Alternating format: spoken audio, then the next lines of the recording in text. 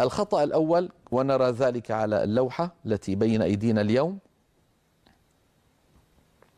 أخطاء تقع عند نطق أحرف المد. الخطأ الأول: تطويل زمن المد الطبيعي زيادة عن حده، وخاصة عند إنهاء التلاوة، نحو صحف إبراهيم وموسى. هذا المد أيها الله يبارك فيكم أيها الإخوة، صحف إبراهيم وموسى، موسى، مو حركتين، سا حركتين. بعض إخواننا يختلط عليهم لأنهم ما درسوا جيدا، ما درسوا هذه الأبحاث جيدا، يظنونه عارض للسكون. بيقول لك وصحف إبراهيم وموسى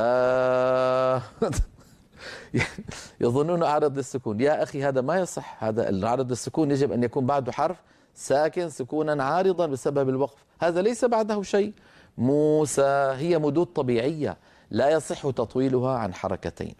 وأيضا من تطويل المد الطبيعي في غير محله، وللأسف ما نسمعه من بعض إخواننا، مثلا بيقول لك الحمد لله رب العالمين، ما أدري هذا العالمين ما سببه، وللأسف يعني قد يفعله بعض المشهورين والناس يقلدونهم على، يقول يا أخي هذا فلان.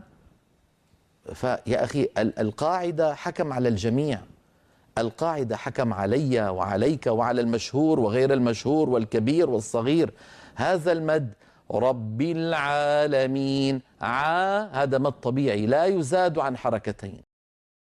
نحن نقول هذا المد مد طبيعي، رب العالمين، عالمين بوزن فاعلين لا يزاد، فلا يقال رب العالمين. هذا التطويل لا يصح وليس له أثر عند الأئمة أبدا، ولا يندرج تحت أي نوع من المدود، ولم نتلقه لا نحن ولا غيرنا من القراء. وهذه تسجيلات القراء المشهورين موجودة، أتجدون فيها رب العالمين، هذا لا يصح. الخطأ الثاني، ونرى ذلك على اللوحة، الذي يقع فيه بعض إخواننا، تقصير زمن بعكس الذي قبله، تقصير زمن المد الطبيعي حتى يتحول المد إلى حركة من الحركات الثلاث، نحو قال ربنا، يعني الآية قال ربنا فلا يمد الألف فيقول قال ربنا، لا يصح أن تقول قال ربنا، وإلا أوهمت بأن المتكلم واحد مع أن المتكلم مثنى. قال ربنا. المثال الثاني الذي نراه على اللوحة، لمردودون في الحافرة، هكذا صواب نطقها، لمردودون. فبعض إخواننا من السرعة يقولون لمردودون في الحافرة، فيخطف الواو الأولى ولا يمدها. المثال الثالث الذي نراه على الشاشة، كلمة سينين بسورة والتين والزيتون وطور سينين، فبعض إخواننا يقول وطور سينين، هنا ليست سنين جمع سنة، سينين هو جبل سيناء، جبل سيناء في طور سيناء، وطور سينين، فلا يقال سنين. ليس الأمر كما ذكرت، ليس جمع سنة، لابد أن نقول سينين بوزن فعلين. نعم. الخطأ الثالث الذي نرى على اللوحة، تطويل مقادير المدود كالمتصل واللازم والعارض عن حدها المقرر إلى الإفراط، وقد أكثر الأئمة من النهي عن ذلك، وقد أكثر الأئمة من النهي عن ذلك. أيها الإخوة، أيها الأحباب، يعني المدود هي مقادير منضبطة، اللازم كما ذكرنا 3 أضعاف الطبيعي. لما بتقول أنت مثلا يا من يا موسى، يا كم تمدها؟ حركتين. مو كم تمدها؟ حركتين. سا كم تمدها؟ حركتين. يا موسى مجموع أزمنتها 6 حركات. يا موسى، إذا لما أمد ألف ولا الضالين أمدها بمقدار يا موسى ولا الضالين، ولا نزيد على ذلك. بعض إخواننا بياخذ راحته، يعني ما شاء الله ولا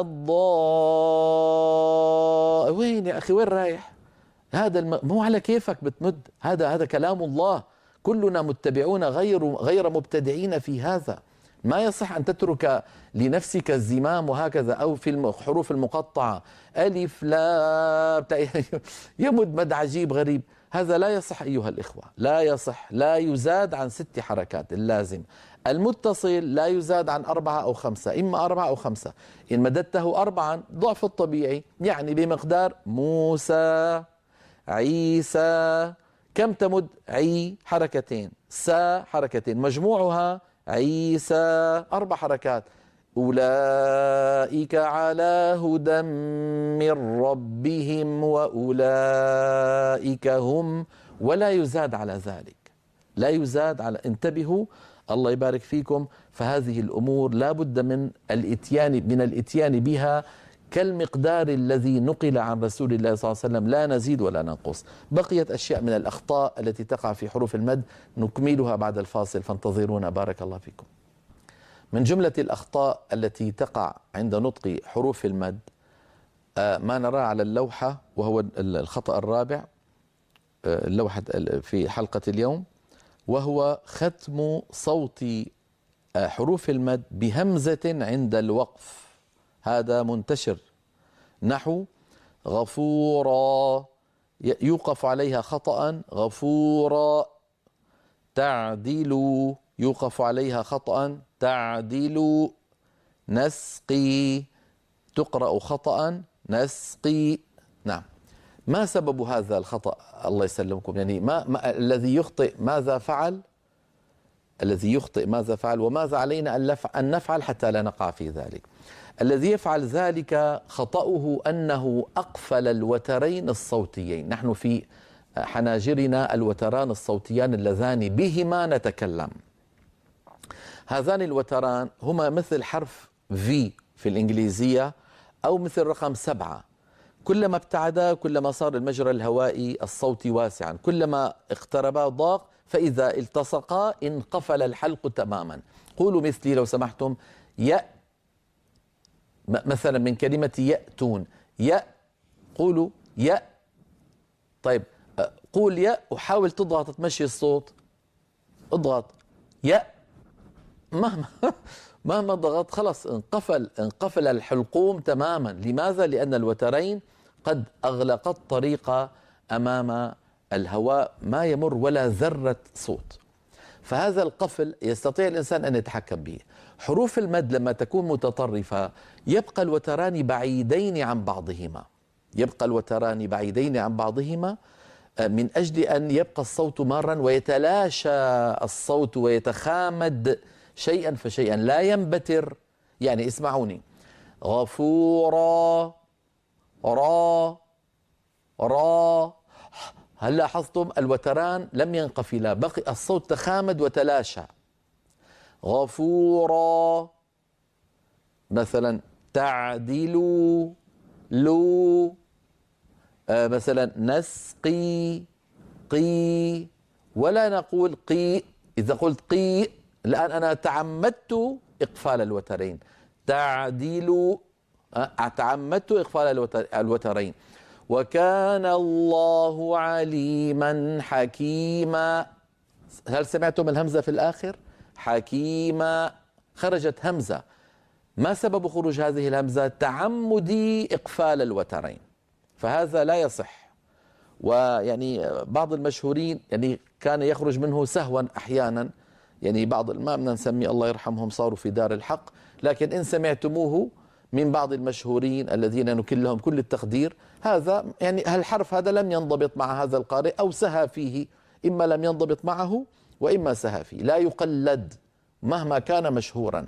انتبهنا كيف؟ قفل الوترين الصوتيين آخر المد الطبيعي، سواء كان المد ألفا أو واوا أو ياء، يؤدي إلى ظهور همزة. ولو تأملنا هذا لوجدناه أمرا خطيرا. لما؟ لأنه فيه زيادة حرف في كتاب الله، ليس ثمة همزة، فلو همزنا كأننا زدنا حرفا. طبعا هذا غير مقصود، لكن يعني أبين لكم فداحة هذا الأمر. ما الحل؟ كيف أتخلص من هذا الخطأ؟ أبقي الوترين بعيدين. عليما حكيما، ما. ألاحظتم كيف أن الصوت تلاشى وتخامد؟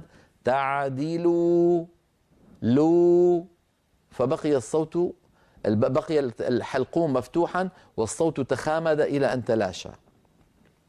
نسقي قي، فيبقى الصوت متخامدا إلى أن ينتهي وينقطع. أما أن ينبتر هذا سببه قفل الوترين، فاحذروا من ذلك ولا تقلدوا أحدا ولو كان مشهورا في هذا الأمر.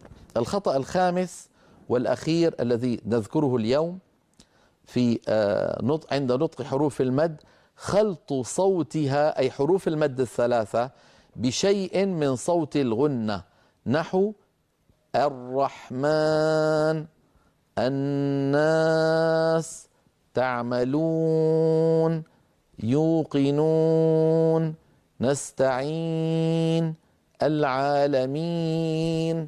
هذا يعني سببه له عدة أسباب. من أسبابه أنه عادة نطقية، عادة، يعني بعض الناس لما يتكلم يغن شو بيسموه الناس، له اسم عند الناس، بيقولوا فلان يمكن أخنف، أظن يقولون أخنف أو شيء، بمعنى يعني يأتي بغنة في كلامه. إذا قد يكون عادة نطقية، قد يكون سببه، وهذا نادر جدا، يعني عيب في الجهاز التنفسي، قد يكون عيب في زوائد لحمية أو شيء، وقد يكون عادة نطقية، وقد يكون سببه أهل الأنغام الذين يقرؤون القرآن بالأنغام، فكما أنهم يطربون في الغناء وفي الأناشيد، في الأناشيد مثلا، فيستعملون الخيشوم مع حروف المد يعني من أجل التطريب، هم أيضا هنا لما يأتون فيقرؤون القرآن فيقولون يوقنون، فتجد القراءة مغنونة من ألفها إلى يائها. والله إنه لأمر سمج وممجوج ولا يصح، لأن فيه زيادة صوت في القرآن الكريم. حروف المد الثلاثة حروف صافية، ليس فيها شيء من الأنف، ليس فيها شيء من الأنف، ليس فيها شيء من الأنف. كيف أعرف أن حروف المد عندي صافية أو مخلوطة بشيء من الغنة؟ الأمر سهل جدا، أن أسد الأنف. يعني لما أقول تعملوا، الآن أنا أسد أنفي وأفتحه، هل لاحظتم اختلالا في الصوت؟ ما أظن. لكن الآن اسمعوا، تعملوا، هل لاحظتم اختلالا في الصوت؟ لماذا؟ لأني تعمدت إعمال الخيشوم، إعمال صوت الغنة من الأنف مصاحبا لصوت الواو. هذا لا يصح، لابد أن يكون صوت حروف المد الثلاثة عند القراءة خاليا من الغنة، فالعرب لا تغن إلا الميم والنون فقط، ليس في لغة العرب غنة إلا مع الميم والنون فقط. أما الألفات، الواوات، الياءات تخرج من مخارجها صافية ولا يصاحبها شائبة غنة. هذه هي أهم الملاحظات التي أذكرها على الخطأ الذي يستعمل في حروف، أو ممكن نسمعه في حروف المد.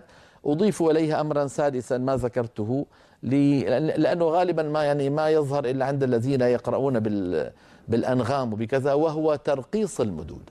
ترقيص المدود، ويقال له ترعيد المدود، ومعناه أيها الإخوة الانتقال من طبقة صوتية إلى طبقة أخرى صعودا وهبوطا في حرف المد الواحد.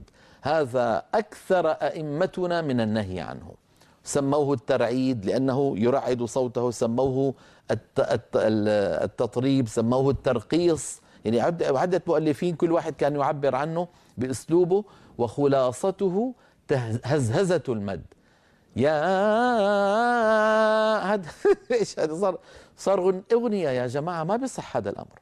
الذي تلقيناه من الاشياخ رضي الله عنهم ورحمه الله ان حرف المد تدخل عليه بطبقه صوتيه، عليك ان تتابع بتلك الطبقه الى ان تخرج، سواء كانت تلك الطبقه منخفضه.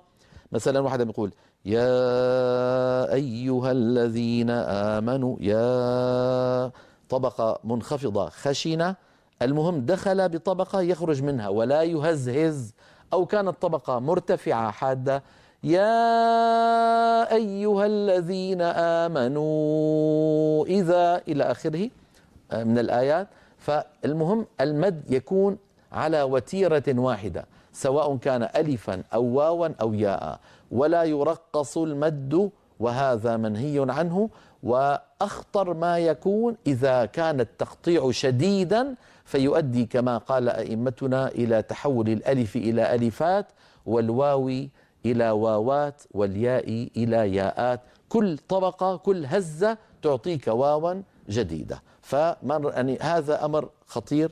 لو رأيتم من بعض المشهورين لا يقلدون في ذلك، هداهم الله وأصلحهم.